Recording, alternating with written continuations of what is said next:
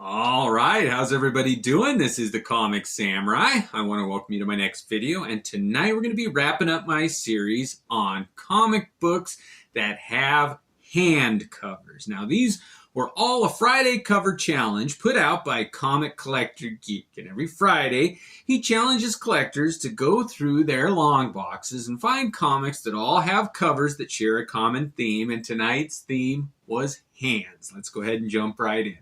First up, we got this Green Arrow number 19, and I almost featured this one on my white covers, but I wanted to save it for hands because I just think this is a great image of Green Lantern's hand just about to be hit with one of Green Arrow's arrows. And what an interesting concept. Which is going to win, the arrow or the ring? And it's a pretty clear case in my mind. But let's go ahead and move it on. Next up is Green Lantern number 49, and I couldn't not show this one. It's probably one of the most famous hand covers in recent times, and it's the Parallax story where Hal Jordan was getting taken over and going evil. And he went around and he got rings from other Green Lanterns, sometimes in horrific ways. I mean, it was pretty gory how he got some of those. But just that image of him going kind of crazy. It's been paid homage to a ton of times, but it's a great cover. Next up, we got What If number 1. It's a special, and it features the House of M. But what really is interesting for me about this is that image of the Red Skull holding in his hand the cosmic cube. And I just love that image. It goes all the way back to the Tales of Suspense where it made its first appearance, but the idea of that cosmic cube, that item that grants the wishes of whoever holds it. I just think that this one is an excellent example of that, and how the Red Skull is wearing Dr. Doom's armor. Is there a story there? And how did he get the cube again? I thought it had been destroyed or evolved or whatever. But anyway, I love that image of anyone holding the cosmic cube. All right, next up we got Silver Surfer number 34 by Ron Lim. And this was where Thanos kind of made his return and was reintroduced.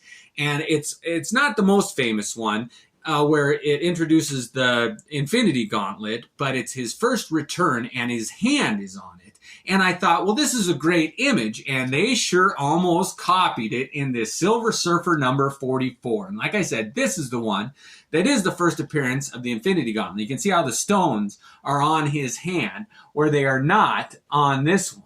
But they sure are almost mirror images of each other. I just really like both of those together. I mean, when I display pairs of comic books, those two look really nice next to each other. That's the next video I'm going to do, is comic books that you like to display next to each other. Two comics. All right, next up is New Avengers Illuminati number 2. And I wanted to continue that theme with the Infinity Gauntlet. And in this one, Reed Richards of the Fantastic Four has got the Infinity Gauntlet. Is he going to keep it? Is he going to be tempted? Is he going to go evil? Are they going to let him have it?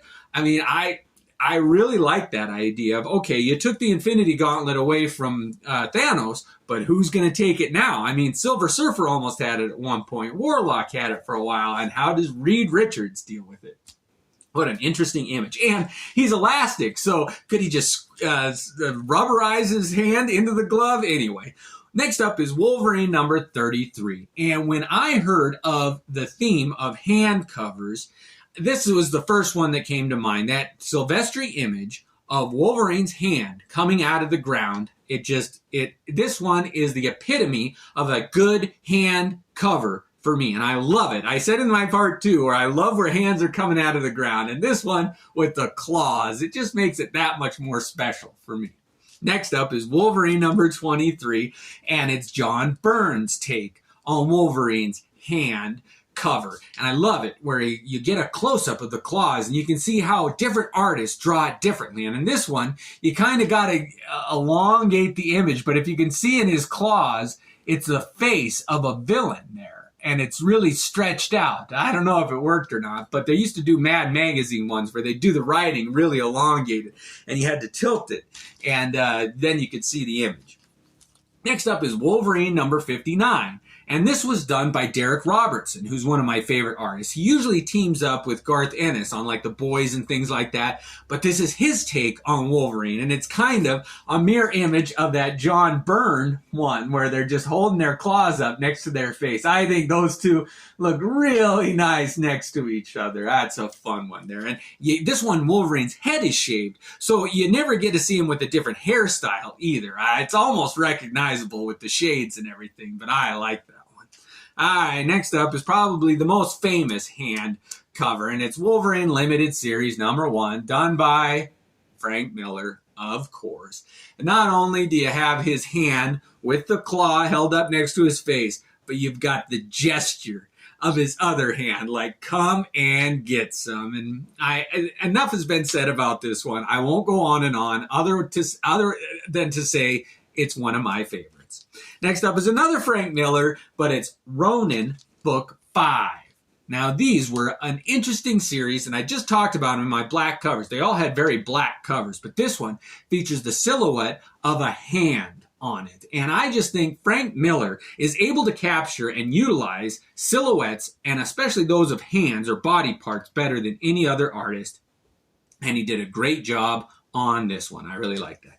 Next up, all right, these last two are some classics. This is Strange Adventures #216, and it features Deadman, but this is a Neil Adams cover, and the image of those like demonistic hands about to grip him, and there's one even below him, all those hands with the weird lighting. This was kind of psychotropic, like twisted 60s, 70s fueled, just you didn't know what was going on. Kind of a dream trance-like comic book, but the art inside was just amazing. But the colors on this cover with those hands, I really like it. All right, next up, we got another Neil Adams, and it begs the question, when is a hand not a hand?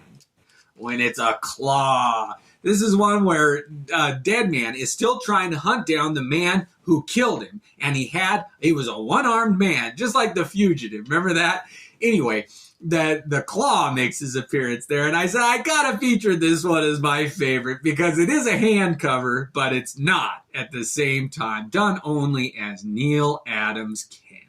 I hope you enjoyed these hand comic book covers. It's one of my favorite things to draw on a cover. So I want to know what your favorites are. Thanks for joining me. Have a great night.